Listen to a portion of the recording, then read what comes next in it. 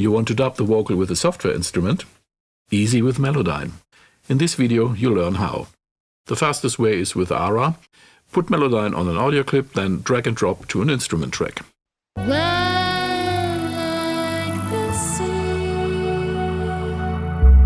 This works with every version of Melodyne, even the most basic Melodyne Essential, and it works in Studio One, Pro Tools and many others. But if your DAW does not have this tight ARA implementation, you first export a MIDI file and then you import this file back into your DAW. Here are a few things to consider, especially when you work with vocals.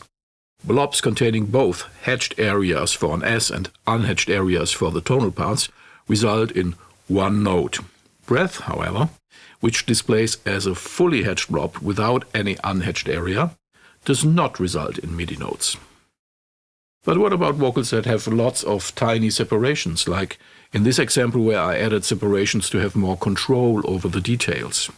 Now, the MIDI export gives me way too many new triggers, but that's an easy fix in the DAW because most have a glue tool or a merge command or similar features. Since the MIDI results sometimes may include surprises, here's a trick how to preview the results.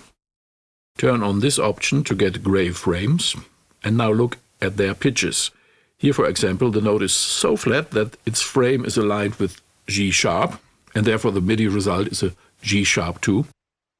She's navigating. Not correct. So move it slightly, this makes the frame jump, and the MIDI result will now be fine. She's navigating a star. Such little tweaks before the export are invaluable.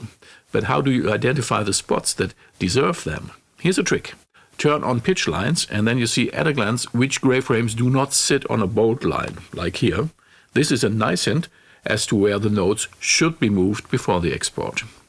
And one final tip on notes that are bent heavily. For example, here Melodyne draws just one blob where there should be two.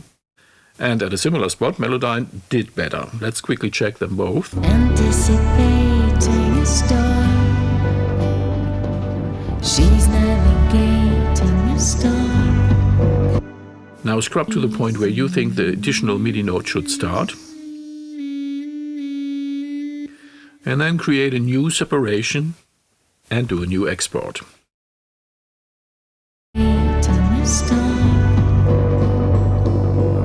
Okay, those were the basics. I'll be doing more videos on audio to MIDI soon, so subscribe to our channel to stay updated. Thanks for watching. Bye.